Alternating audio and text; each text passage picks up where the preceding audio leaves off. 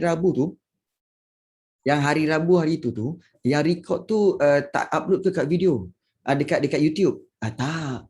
Sebab yang itu kan hari itu kan kita buat latihan aja. Jadi latihan tak perlulah nak upload sebab tak ada apa-apa cerita. Nampak tak?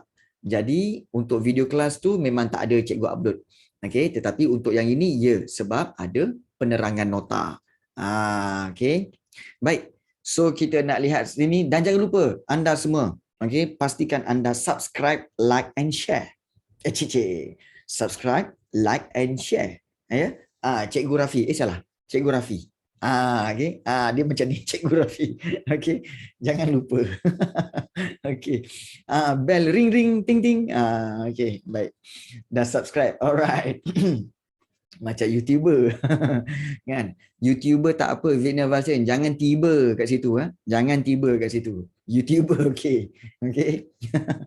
Alright. So kita lihat di sini. Warisan Kerajaan Kedah, Kelantan dan Perlis. 3 ni dulu. Kedah, Kelantan dan Perlis. Okey. Kita lihat di sini ya.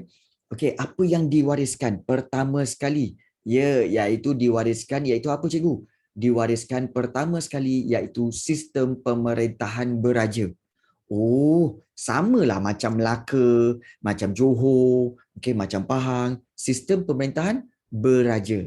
Iaitu kalau kita lihat di sini, okey, setiap pengasasan merupakan warisan yang kekal sampai sekarang ya. Sampai sekarang ada raja. Dan warisan ini telah diperkembangkan menerusi pewujudan institusi raja berperlembagaan apabila negara kita mencapai kemerdekaan. So dalam sistem pemerintahan beraja, apa yang diwariskan? Okey, kita tengok penggunaan gelaran pemerintah. Okey, gelaran ni memang daripada dulu. Kalau kamu ingat yang bab 1, 2, 3 kan? Bab 1 yang Kerajaan Alam Melayu kan? Kalau dia punya pemerintah, guna gelaran apa? Kurung benam, raja diraja, kemudian cakravatin kan? Bodhisattva. Itu gelaran pemerintah. So rupanya samalah macam kita. Cuma kita tak gunalah nama-nama tu kan. Tak gunalah raja diraja, Suryavarman, tak. Kita guna gelaran iaitu apa? Kalau Kedah dengan Kelantan, dia guna gelaran Sultan. Sultan. Tetapi Perlis pula, Perlis je dia guna gelaran Raja. Iaitu dia apa tahu? Raja Perlis. Dia tak kata Sultan Perlis. Dia kata Raja Perlis. Sebab itu kalau kita lihat di sini, antara salah silah Raja-Raja Perlis ini, seperti Raja Perlis pertama ni, iaitu Tuanku Syed Hussein Jamalul Lail. Yang kedua, Tuanku Syed Ahmad Jamalul Lail. Kemudian yang ketiga, Tuanku Syed Safi Jamalul Lail. Kemudian Raja keempat, Tuanku Syed Alwi Jamalul Lail. Kemudian Raja Perlis kelima, Tuanku Syed Hamzah Jamalul Lail. Begitu juga Raja Perlis keenam, Syed Putra Jamalul Lail. Dan sekarang ini masih lagi Tuanku Syed Sirajuddin Jamalul Lail. Maknanya apa? Senang cerita. Kalau kamu tengok nama belakang tu, Jamalul Lail, Jamalul Lail, bermakna ini adalah raja-raja negeri Perlis. Okey, bagus soalan itu. Vigna Version tanya, cikgu, apa itu DYMM? DYMM ialah Duli Yang Maha Mulia. Duli Yang Maha Mulia. Kalau siapa sekolah kat Selangor, dia tahulah. Duli Yang Maha Mulia, selamat. Selalu memang korang lagu tu memang off key. Allah, korang memang off key. Jadi Duli Yang Maha Mulia. Kan? Setiap hari nyanyi. Okey, semasa sekolah dulu kan. Lagu Kedah tak apa lah. Lagu Kedah senang je. Lagu Kedah senang. Ang pi mana tak. tak. Okey, gurau je. Okey. Silap. Okey. Baik. Kita lihat di sini. Cara pelantikan pengganti pemerintah. Lain tu cikgu. Memang lain. Okey. Cara bagaimana melantik pengganti pemerintah, iaitu kalau nak digantikan pemerintah itu, mesti pelantikan siapa tahu? Putera Sultan itu. Atau raja sebagai pengganti. Harus diingat. Putera tu maksudnya apa? putera tu anak. Maknanya kalau putera sultan, maknanya anak sultan. Kalau putera raja, anak raja. Putera tu anak lelaki ya. Kalau yang perempuan, puteri. Boleh faham Putera tu anak lelaki raja atau sultan. Puteri anak perempuan sultan atau anak perempuan raja. So itu kalau nak gantikan bapa dia, mesti digantikan oleh putera atau anak dia. Dan anak itu mesti daripada keturunan pemerintah pengasas itu. Maknanya keturunan anak dia. Maknanya di sini, kalau katakan kita tengok di sini banyak-banyak ni kan. Okey, Raja Tuanku Syed Sirajuddin Jamalullail ni sebenarnya adalah anak kepada Raja Perlis, iaitu Tuanku Syed Putra Jamalullail. Dan Tuanku Syed Putra Jamalullail ni anak kepada Tuanku Syed Hamzah Jamalullail. Dan Tuanku Syed Hamzah Jamalullail ni anak atau putera kepada Tuanku Syed Alwi Jamalullail. Dan begitu juga anak kepada Syed Safi Jamalullail. Dia macam tu. Anak kepada dia keturunan. Tak boleh anak sultan perempuan, tak boleh. Okey, dia mesti anak lelaki, tak boleh anak perempuan. Okey. sebab dia memang tak raja-raja mesti seorang lelaki. Jadi sistem pemerintahan beraja ni, ya betul Ilman. Kalau tak ada anak lelaki, akan diberi kepada adik dia, iaitu adik lelaki.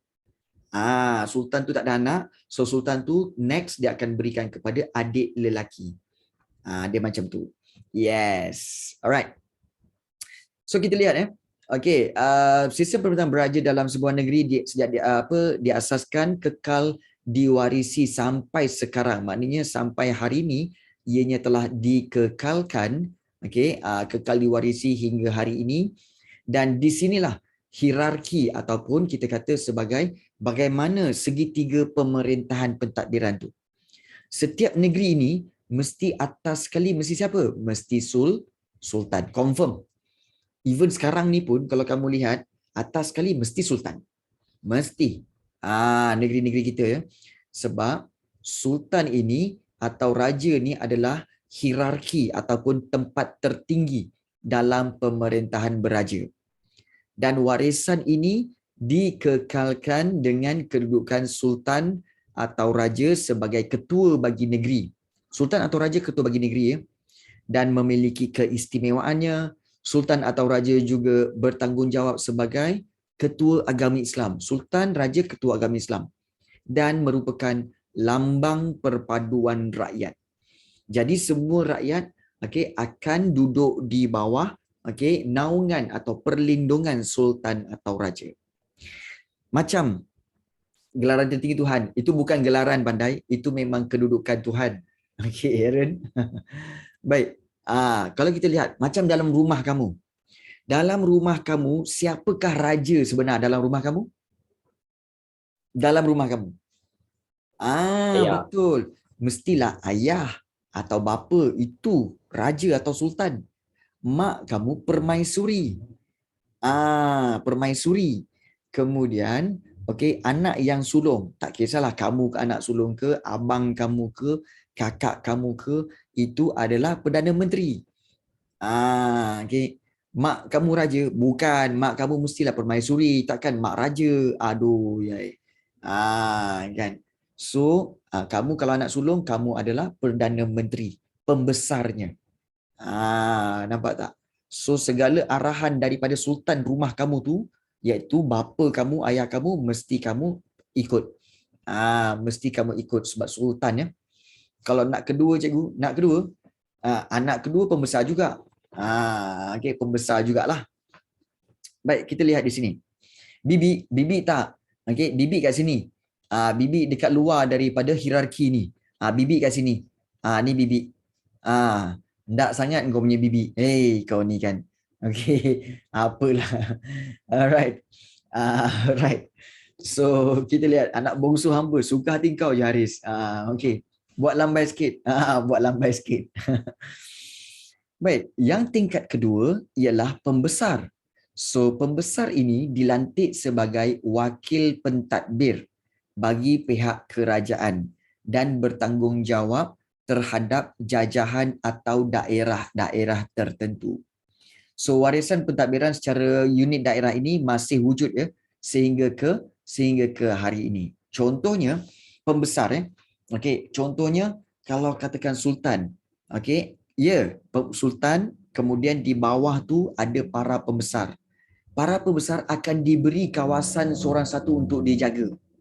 Mesti ada. Mesti ada satu kawasan untuk dijaga. Sama ada kawasan itu daerah atau jajahan atau mukim. Sebenarnya jajahan, daerah ataupun dikatakan sebagai wakil pentadbir, semua itu adalah sama. Okey, maksudnya di sini daerah, jajahan ataupun juga kita kata sebagai mukim. Ketiga-tiga ni sebenarnya kita kata ada perbezaan dia. Dia macam ni. Okey, kampung akan membentuk satu kawasan, ataupun satu daerah. Kampung taman menjadi satu daerah. Satu daerah campur dengan satu daerah lagi boleh menjadi satu mukim. Satu mukim. Ya. Dan mukim campur mukim lain menjadi satu negeri. Nampak? Paling kecil kampung, gabungan kampung menjadi satu daerah, gabungan daerah menjadi satu mukim, gabungan mukim menjadi satu negeri. So itu dia punya perbezaan dia. Yes, saling berkait. Saling berkait. Ya, betul. Okay. Ya, kalau negeri campur negeri jadi negara. Negeri campur negeri jadi negara. Negara campur negara jadi dunia.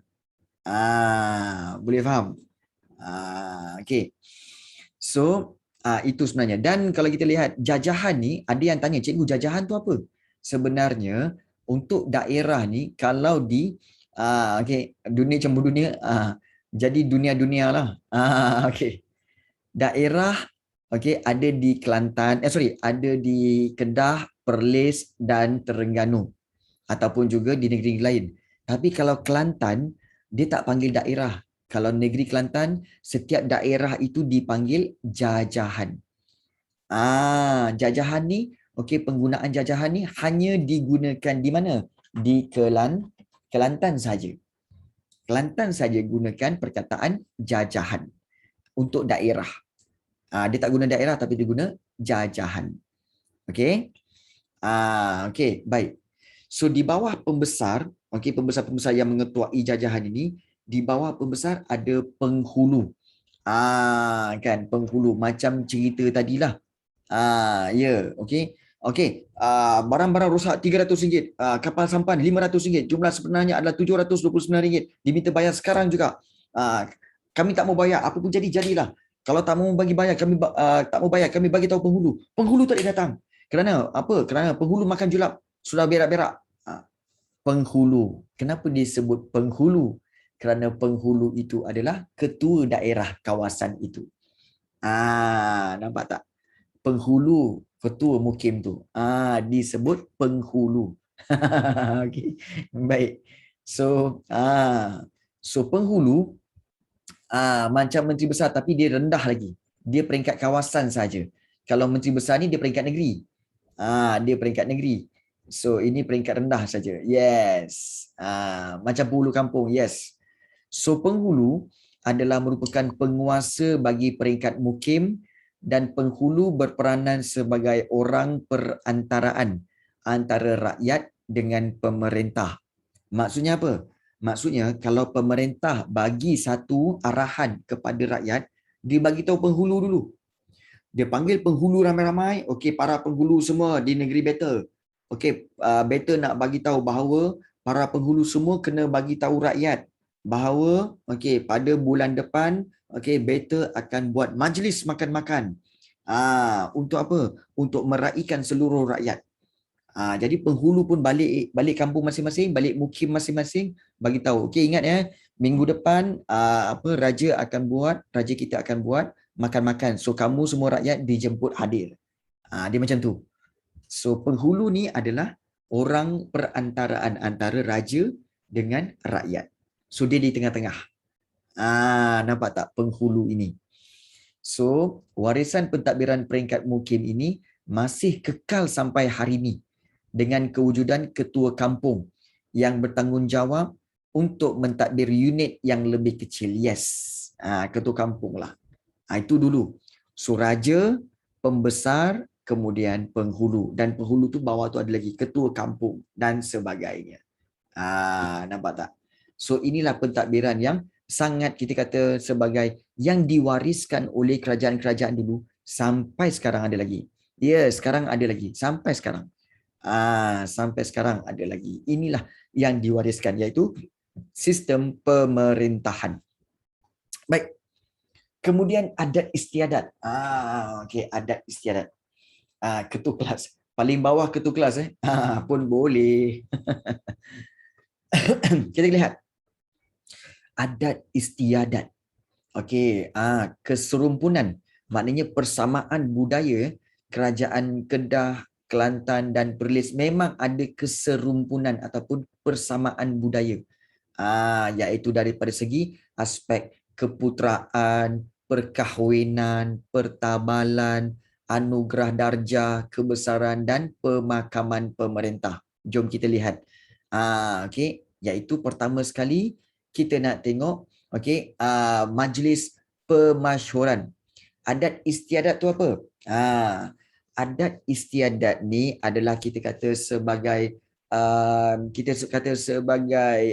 protokol majlis.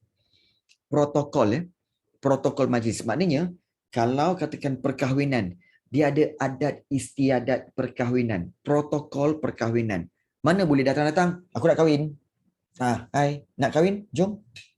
Mana boleh? Tak boleh. Sebenarnya dia ada cara dia. Dia ada protokol dia. Dia ada adat istiadat dia, step by step dia. Ya, adat tu. Macam cara. Contohnya kalau katakan nak berkahwin, kamu suka dengan perempuan tu. Contohnya, contohnya adalah kita kata suka kepada Fatini. Kena jumpa, bukan jumpa Fatini, jumpa mak bapak dia dulu. Assalamualaikum makcik, ni nak tanya ni, Fatini tu ada yang punya tak? Mak bapak cakap, tak ada, kenapa ya? Oh, sebenarnya kami berkenan untuk mengahwinkan Fatini dengan anak kami. Kemudian mak bapak cakap apa? Tak boleh, minta maaf. Fatini tu baru tingkatan 2. Kan? Hingus pun meleleh lagi. Masak pun tak reti lagi. Tak boleh. Tak boleh. Okey ke? Okeylah, baiklah kami balik dulu ya. Nampak? Dia ada adat istiadat. Okey, hingus meleleh lagi. Hingus meleleh macam ni tengah main dia aje. Lepas tu bila hingus. Masuk balik. Okey. Kan? Contoh Fatini, bukan Fatini sini bukan Fatini kelas cikgu, Fatini kelas matematik. Bukan kelas ni kelas matematik. Bukan kelas ni. Okey. Baik. Jadi salah orang. Fatini lain Fatini lain. Okey, baik. Fatini pun ada. Okey. So kita lihat di sini. Okey. Majlis pemasyhuran. Itu maksudnya adat istiadat yang cikgu sebutkan tadi, cara-cara adat istiadat. Cikgu ada kelas matematik? Tak ada. Itu orang lain. Cikgu hanya ada kelas sejarah dengan geografi saja. Kelas sejarah dengan geografi saja. Okey. Baik. Kita lihat di sini. Majlis yang pertama sekali, majlis pemasyhuran. Pertabalan tu sebenarnya pelantikan. Ya, pertabalan tu ialah pelantikan. Nanti kita tengok. Majlis pemasyhuran. Okey, majlis pemasyhuran, maknanya majlis untuk mengisytiharkan. Nama dia. Okey, majlis pemasyhuran ni sebenarnya adalah majlis untuk mengisytiharkan pengganti sultan. Pengganti sultan atau raja yang akan disempurnakan sebelum jenazah pemerintah itu dimakamkan. Maknanya apa tahu? Maknanya katakanlah raja tu, raja yang berkuasa tu, dia meninggal dunia ataupun dia mangkat. Okey, raja kalau dia meninggal dunia dia mangkat, dia bukan meninggal dunia. Dia panggil mangkat. So bila mangkat, sebelum dikebumikan dalam tanah, sebelum dikebumikan, okey, mereka akan bermesyuarat untuk mengisytiharkan pengganti raja. Pengganti raja tu mesti anak raja tadi. Jadi dia kena buat majlis pemasyuran ataupun majlis pengumuman. Pemasyuran ni maksudnya majlis pengumuman. Pengumuman pelantikan raja. Ya, kena buat secepat mungkin. Sebelum jenazah tu dimasukkan ke dalam tanah, sebelum dikebumikan, mesti buat majlis pemasyuran ataupun pengumuman. Pengumuman lah. Pemasyuran tu pengumuman. Pengumuman pengganti sultan tersebut. Itu. Okey. Itu dikatakan sebagai adat istiadat, iaitu ada majlis pemasyuran. Kalau selepas tak boleh. Okey, dia tak sesuai. Tak sesuai. Dia memang adat dia memang kena buat sebelum. Dia tak boleh buat selepas. Dia kena buat sebelum. Secepat mungkin. Okey. Itu majlis pemasyuran yang pertama. Yang kedua iaitu istiadat pertabalan. Kalau pertabalan ini maksudnya adalah pelantikan. Okey. Nak lantik, bila dah bagi tahu kan, okey, pengganti raja yang mangkat ini adalah Said Aril Zafran. Okey, Said Aril Zafran akan dinaikkan menjadi raja, raja negeri ini.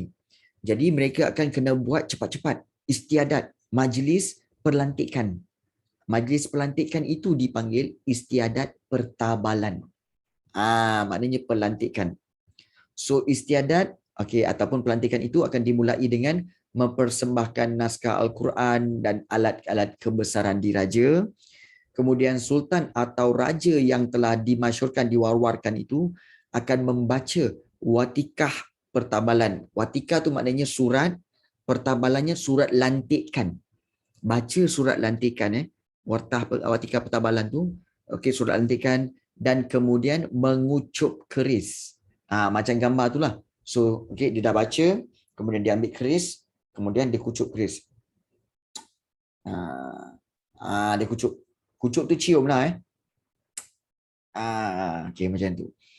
Kemudian, Menteri Besar akan mengetuai seruan daulat tuanku, daulat tuanku, daulat tuanku, daulat tuanku. Dia macam tu. Jadi, Sultan pun akan kemudian sifat. Hei.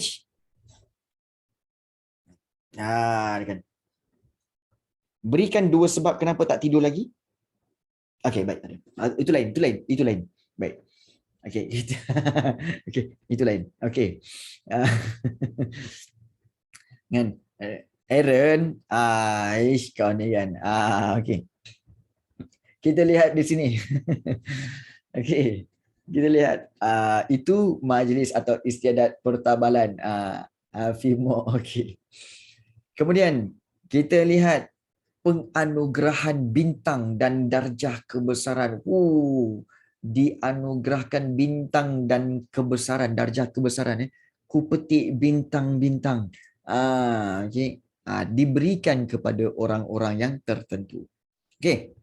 Penganugerahan bintang ni maknanya apa tahu? Menghadiahkan jawatan dan juga menghadiahkan, kita kata sebagai pangkat kepada orang-orang tertentu. So penganugerahan bintang dan darjah kebesaran ini oleh sultan atau raja juga merupakan warisan yang kekal sampai sekarang, dan penganugerahan ini merupakan apa tahu? Lambang hubungan antara pemerintah dengan rakyat. Dan lazimnya, biasanya penganugerahan ini disempurnakan bersempena dengan apa tahu? Hari sambutan keputeraan pemerintah. Maknanya hari keputeraan ataupun hari birthday sultan tu lah. Hari keputeraan tu maknanya birthday sultan tu. Hari kelahiran, hari jadi. Hari jadi hari jadi sultan tu. So darjah kebesaran ini dianugerahkan sebagai pengiktirafan kepada sultan atau raja, kerabat diraja dan rakyat yang berjasa. Sultan ada gaji ke? Ya, ada allowance. Bukan gaji tapi dia bagi allowance. Kerana Sultan adalah pemilik negeri tersebut. Contohnya kalau Sultan Selangor. Okay, Sultan Selangor bermakna apa? Selangor ni negeri dia punya. Kalau Perak, okay, Sultan Perak, Perak itu adalah Sultan Perak punya. Jadi kutipan hasil cukai semua tu sepatutnya diberi kepada Sultan. Tetapi Sultan telah bersetuju bahawa berikan untuk sekian-sekian saja, yang selebih itu digunakan untuk menguruskan negeri. Jadi itulah peranan raja atau sultan ya. Dan seandainya macam kamu, kalau kamu berjasa, kamu boleh dianugerahkan pangkat oleh sultan. Contohnya siapa? Contohnya macam macam Datuk Lee Chong Wei, macam Datuk Nicole David. Nampak tak ada perkataan Datuk kat depan tu? Itu sebagai pengiktirafan kerana banyak berjasa. Datuk Lee Chong Wei, Datuk Nicole David, itu datuk-datuk macam tu ya. Ya, banyak berjasa kepada negara. Nicole David Malaysia lah. Memang Nicole David Malaysia. Datuk Nicole David. So, dia banyak berjasa kepada negara. Sebab itu diberikan gelaran datuk.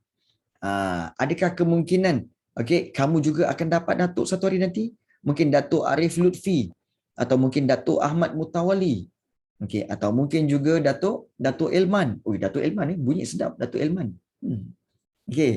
Ada Datuk fake ke? Ada. Ada Datuk yang original. Ada Datuk yang original tau. Iaitu apa? Datuk yang ada cucu. Contohnya siapa? Cikgu. Datuk. Cikgu dah ada cucu dah ada seorang cucu. Jadi dah kira dapat title Datuk lah. Yep. Yes. So memang dah ada title Betul. Betul Damia. Betul Damia. Umur berapa? Betul ke cikgu? Betul. Betul. Cikgu dah ada cucu. Seorang. Laki. Betul, tak tipu. Buat pun nak tipu. Sekarang ni nak masuk setahun dah. Setahun lebih lah. Dia masih lagi. Tapi dia biasalah. Tak, memang betul. Cikgu dah ada cucu. Iya, Ifina. Awalnya. Tak boleh ke? Ya, betul. Anak cikgu dah kahwin. Saya tanya mak saya. Agi tanya Fina. Serius. Mak saya umur 45, anaknya baru tingkatan 2. Yes. Cikgu umur 45 tapi dah ada cucu seorang. Mana nak cari mana nak cari Datuk Rock macam tu kan? Ajar cucu main gitar. Baik. So itulah yang berlaku ya. Tok tak tahu berapa. So tak apa. Laki atau perempuan? Cucu laki. Cucu lelaki. Alright. Kita lihat di sini. Darjah kebesaran ini, sebagai contoh macam ni ya. Darjah kerabat yang amat dihormati Kelantan. Wow, DK Kelantan. Darjah Datuk Paduka Seri Setia Sultan Abdul Halim Muazzam Shah DHMS, dan darjah Setia Mahkota Perlis. Ini adalah dapat dianugerahkan oleh sultan sendiri kepada rakyat yang banyak berjasa ini ya. Hebat rakyat berjasa, dapat datuk. Dapat datuk, title datuk ya. Bagus tu. Bermakna daripada kita lihat muka surat tadi, yang ini, ada 3 adat istiadat yang telah kita lihat, iaitu antaranya majlis pemasyuran, istiadat pertabalan, dan juga penganugerahan bintang dan darjah kebesaran. Kalau setakat darjah 3, darjah 4, darjah 5 itu bukan darjah kebesaran itu darjah kelas. Aku cucuk mata kau sekarang. Okey. Okey, itu lain. Alright. Aduh. Okey. Itu darjah lain. Okey. Kemudian, itu daripada segi adat istiadat. Bagaimana dengan undang-undang cikgu? Oh, undang-undang. Kalau kita lihat undang-undangnya, perundangannya, okey, perundangan pun diwarisi sampai sekarang. Diwarisi hingga kini dengan ada beberapa pengubahsuaian lah dan penambahbaikan. Contohnya, okey, kita tengok okey, ini undang-undang. Undang-undang yang penting antara undang-undang yang penting. Pertama, Undang-Undang Tubuh Kerajaan Kedah, Undang-Undang Tubuh Kerajaan Perlis, Undang-Undang Perlembagaan Tubuh Kerajaan Kelantan. Dia kata apa? Tiga-tiga negeri, kalau nak ganti pemerintah, nak ganti raja, sultan atau raja tu hendaklah lelaki. Okey. Dah betul dah ni. Okey, lelaki. Kita semua lelaki. Okay. Berketurunan raja, alamak kantoi. Tak dapat jadi raja. Okey, sebab cikgu tahu kita semua ni bukan keturunan raja. Kita keturunan bapa kita je. Keturunan bapa mak kita kan. Kita bukan keturunan raja. Sorry. Dan juga Utaya, kalau kamu rasa kamu adalah keturunan raja juga seperti Raja Gopal ke, Raja Kapur ke kan, pun tak diterima tak diterima. Itu bukan raja, keturunan raja. Yes. Okey. Baik. Baik. So, hendaklah lelaki berketurunan raja, mestilah berbangsa Melayu dan beragama Islam. Itu mesti penggantinya mesti raja. Kan? Bukan rasis. Dah memang macam tu. Law dia nak buat macam mana. Dia punya law dia macam tu. Macam kalau kamu pergi negara China, nak jadi maharaja China, dia mesti ada law dia. Law dia kata apa? Nak jadi maharaja China, mestilah orang China. Kemudian mesti lahir kat negara China. Mesti lelaki. Takkan kita kata, resis lah kau ni kan. Acik Cina je. Dah memang macam tu law dia, nak buat macam mana? Betul tak? Kan? Jadi itulah yang berlaku. Nak buat macam mana? Pergi negara India. Negara India pun dia ada kerajaan-kerajaan dan raja-raja kecil-kecil sikit raja-raja tu. Kamu minta apply jadi raja. Dia tak bagi. Dekat negara India dia kata apa? Nak jadi raja sini mestilah okey raja itu okey lelaki. Mesti keturunan raja tu. Berbangsa India. Okey, dan beragama Hindu. Lepas tu kamu minta. Tak aci lah macam ni. Rasis lah macam ni. Tak buat macam mana, itu dia punya law. Dia punya undang-undang tempat dia. Macam tu lah. It's not racist. Okay. Itulah dia law. Boleh faham? Okay. Yeah. Okay. Rules are rules. Itu je. Okay. Boleh faham Baik. Kemudian, apakah fungsi? Okay. Fungsi atau peranan sultan atau raja? Ingat, senang ke nak jadi sultan atau raja ni? Sultan ni adalah, atau raja ni ialah ketua negeri dan juga ketua agama Islam. Okey, ketua kalau katakan seorang rakyat telah mati, okey, ataupun bunuh diri ataupun berlaku kemalangan dalam negeri itu, siapa sebenarnya yang bertanggungjawab? Yang bertanggungjawab ialah sultan atau raja. Kena ambil tahu kenapa rakyat beta ini telah meninggal dunia. Okey, ini di bawah jagaan beta. Tanggungjawab dia besar tau. Bukan sikit-sikit. Jadi jangan kita anggap, jadi raja lepak. No. Raja tanggungjawab dia besar. Okay. Dia akan ditanya peranan dia sebagai ketua negeri itu. Dan raja kalau seorang-seorang, dia memerintah seorang-seorang, dia pun tak mampu. Sebab itu raja ada badan penasihat. Badan penasihat, advisor lah. Advisor bagi sultan atau raja. Iaitu kalau kita lihat Majlis Mesyuarat Kerajaan Negeri. Akan yang diketuai oleh Menteri Besar. Menteri Besar sebagai yang dipertua yang akan membantu sultan. Membantu sultan atau raja dalam mentadbir negeri dan rakyat. Cikgu, macam mana mereka pilih raja pada mula-mula? Syekh. Okey, baik. Soalan ni sebenarnya daripada dulu ada orang tanya. Kan? Tapi mungkin kamu tak perasan bahawa sebenarnya apa yang kamu belajar selama ini, itulah permulaan raja. Itulah permulaan raja. Okey, iaitu, perasan tak? Yes, pengasas itu. Okey, kamu tahu kan bahawa sebelum adanya Melaka, kita tahu bahawa sebelum itu kerajaan-kerajaan tu dulu, iaitu seperti kamu ingat kan yang 7 kerajaan tu kan? Funan, Champa, Angkor, Sriwijaya, Majapahit, semua tu kan? Dia orang dah ada raja. Dia orang dah ada raja dan raja-raja itu dilantik daripada kalangan mereka. Tetapi apabila ingat tak cikgu kata bahawa ada 3 orang anak raja, Sang Sapurba, Sang Rajunatapa dan juga apa lagi, Sang Nila Utama.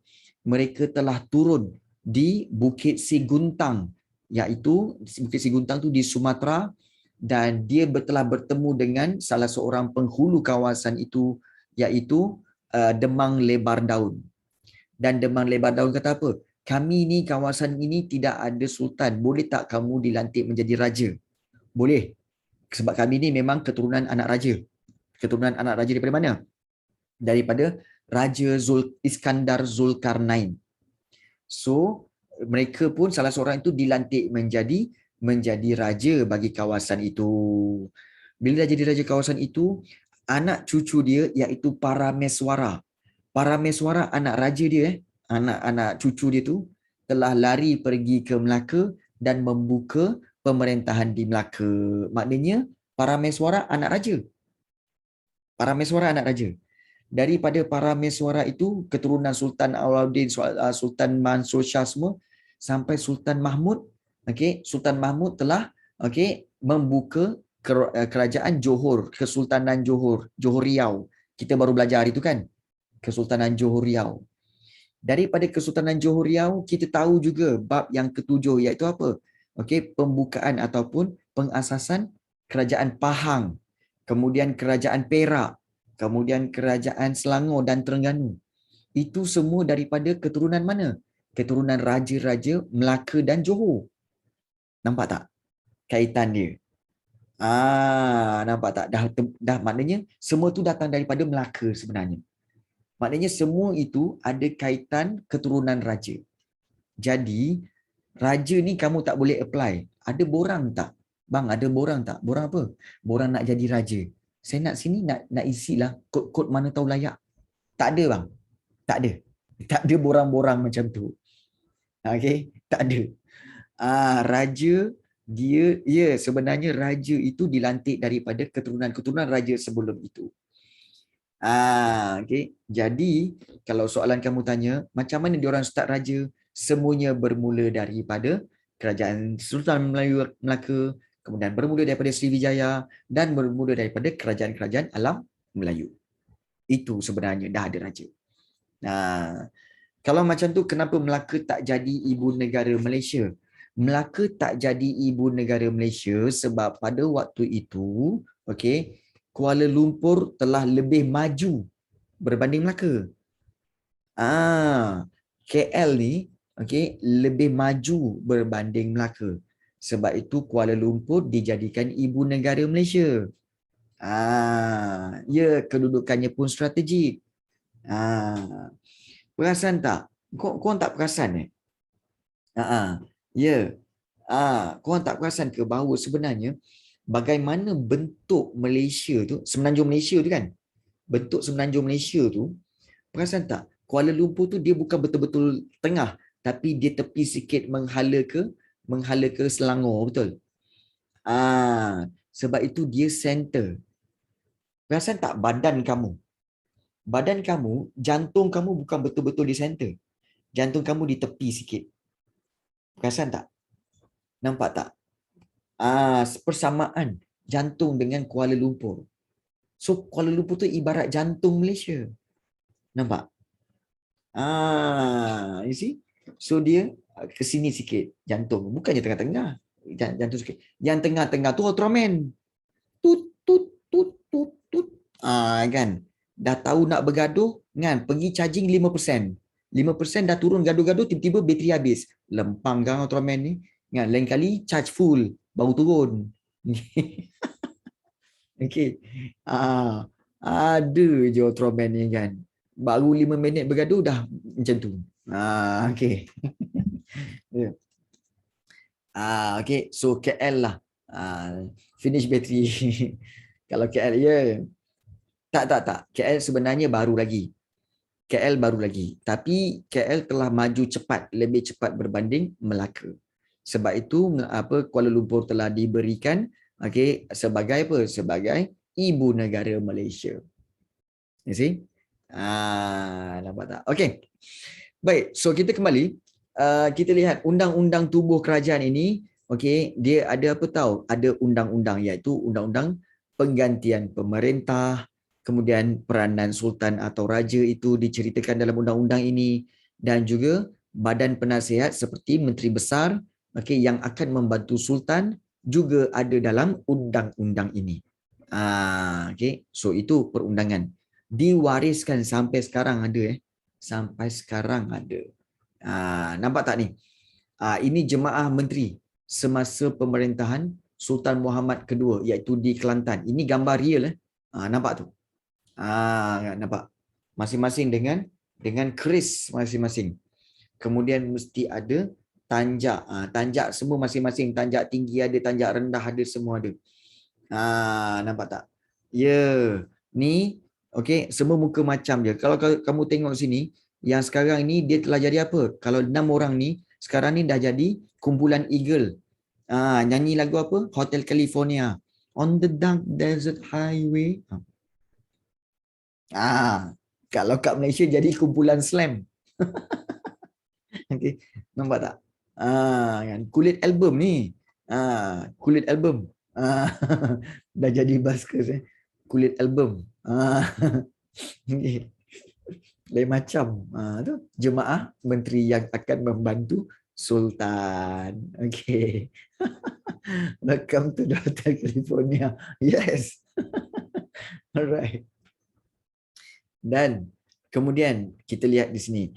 Apakah tanggungjawab sultan atau raja? Ramai yang suka nak jadi sultan atau raja, tapi dia tak tahu tanggungjawab dia apa. Tanggungjawab dia iaitu ada benda-benda yang boleh dan tak boleh. Iaitu contohnya larangan kepada sultan atau raja atau menteri dan jemaah menteri untuk serahkan negeri atau kuasa kepada kerajaan lain. Tak boleh. Tak boleh suka-suka hati nak bagi ke orang lain. Tak boleh.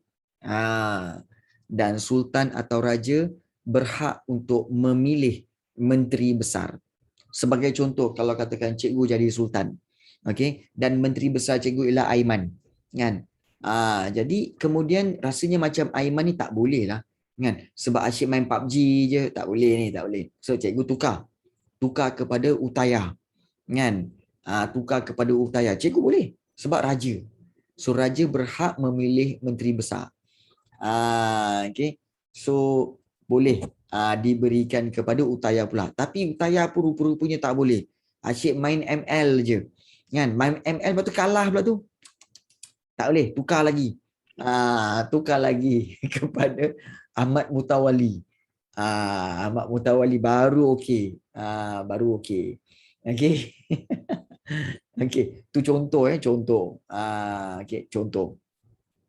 Baik. Kemudian, yang terakhir di sini kita lihat iaitu apa tahu? Iaitu hak rakyat dalam pentadbiran. Di mana kalau kita lihat warga negara berumur 21 tahun atau lebih yang tinggal di dalam negeri layak menjadi ahli Dewan Undangan Negeri mengikut Perlembagaan Persekutuan. Maksudnya, kamu yang berumur 21 tahun ini, boleh untuk menjadi ahli Dewan Undangan Negeri. Kamu tak boleh. Kamu umur baru 15 tahun. 14 tahun. Tak cukup umur lagi. Maksudnya jadi menteri, yes. Umur 21 tahun ke atas boleh jadi menteri. Boleh jadi menteri. Macam kamu tak boleh. 14 tahun tak boleh. Kan? Hingus meleleh lagi. Tak boleh. Hingus meleleh. Tak boleh, tak boleh, tak boleh. Okey. Jadi kan, tak boleh, tak boleh. Okey. Kena bersihkan dulu, kena tahu jaga diri baru boleh. Okay. Lagi 7 tahun ya. Okey. Baik. Sultan Al-Fatih umur 21.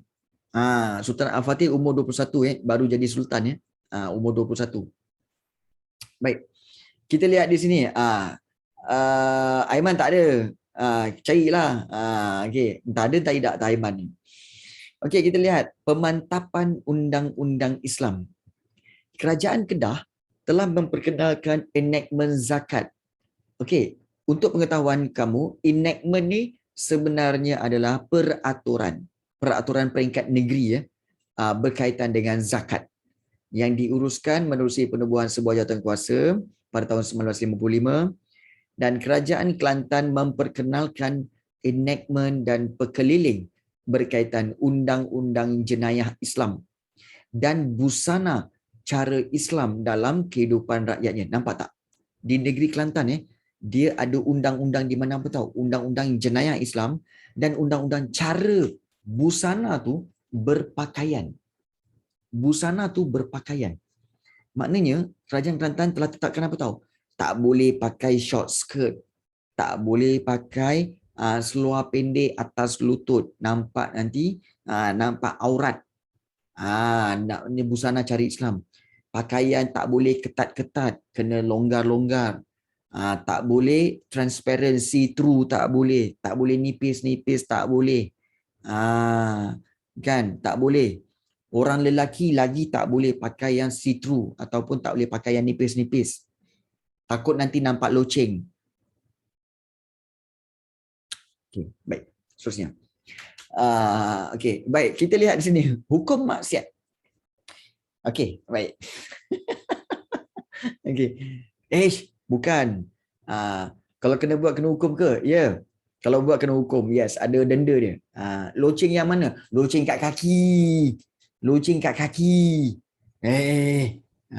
Okey. Baik. Itu caranya. Baik. Kita lihat.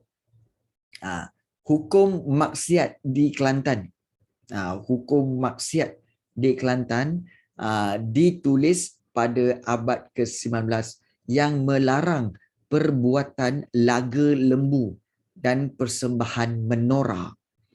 Dulu, di Kelantan, diorang siap buat satu hukum undang-undang di mana apa tahu? Dulu orang Kelantan suka laga lembu. Diorang bela lembu banyak-banyak. So mana-mana lembu yang yang kuat, yang gagah, yang ada tanduk, so diorang akan buat apa tahu? Fighting. Lembu dengan lembu. Fighting. Macam ikan pelaga lah. Ikan pelaga kan ada yang ikan laga kan. Yes. Diorang buat laga lembu. Laga lembu.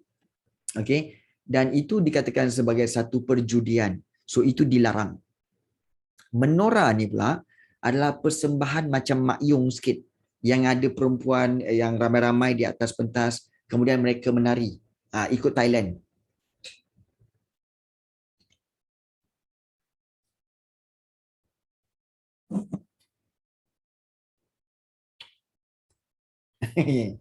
Contoh dia punya lembut tu dia punya lembut. See? So persembahan menora tu. Okay. So persembahan menora tu juga dilarang. Dilarang ya. Kerana apa? Kerana menunjukkan aurat. Okay. Menunjukkan aurat. So itu tak boleh. Laga lembu ni sebenarnya dia ada cara, maknanya dia ada cara bagaimana untuk jadikan lembu tu bergaduh lah. Lembu tu bergaduh. So lembu yang menewaskan lembu tu, yang satu lagi, so lembu yang menang tu dikira sebagai juara lah. Macam tu.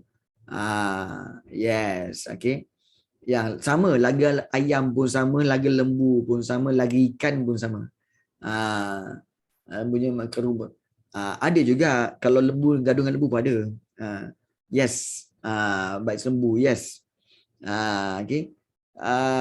Laga kucing. Kucing tak pernah bergaduh. Kan. Kucing habis kuat, bunyi kuat je, gaduhnya tak. Kan. Okay. Jadi itulah laga ayam. Laga khinzir tak ada. Laga khinzir tak ada. Laga ayam ada. Laga ayam, laga lembu ada. So di Kelantan dulu ada banyak laga lembu. So sebab itu kerajaan Kelantan haramkan. Lagi itik tak ada. Lagi itik tak ada. Sebab itik Tok Wi mandi dalam kolam. Sakit apa Tok Wi? Sakit sendi tulang. Macam mana? Kenapa mereka haramkan? Sebab laga lembu ini satu menyebabkan kematian binatang itu. Yang kedua kerana ada unsur-unsur perjudian di mana mereka akan betting. So betting tu salah. Betting tu salah. Tak boleh bet so waktu itu diorang betting sebab itu salah. So betting itu adalah satu perjudian. Tak boleh. Okay. Laga konikaneran, is a gambling. Is a gambling. Okay, dia akan menyebabkan ada gambling. So tak boleh. It's not allowed. Okay. So inilah antara undang-undang yang telah diamalkan sampai sekarang. Sampai sekarang laga manusia semua. Okey. Betul juga okey. Jadi laga-laga manusia ataupun laga ni apa semua membabitkan betting semua, so itu memang tidak dibenarkan. Tidak. Itu yang dilakukan di negeri Kelantan, undang-undang hukum maksiat. Maksiat. So tak boleh. Alright. So okey, apa yang kita pelajari pada hari ini? Okey, kita nak lihat. Sebenarnya apa yang kita telah pelajari pada hari ini, sekejap Okey. Cikgu akan kita akan lihat. Yes, banyak okey, kita pelajari apa yang kita pelajari pada hari ini sebenarnya tak banyak pun sebenarnya. Apa yang kita pelajari pada hari ini iaitu warisan negeri-negeri, warisan kerajaan Kedah, Kelantan dan juga Perlis. Iaitu dan memang cikgu dah belajar. Iaitu kita belajar tentang yang pertama, sistem pemerintahan beraja. Iaitu penggunaan gelaran-gelaran. Dan juga kedudukan raja-raja serta para pembesar. Yang kedua, kita belajar tentang adat istiadat. Ini juga warisan adat istiadat.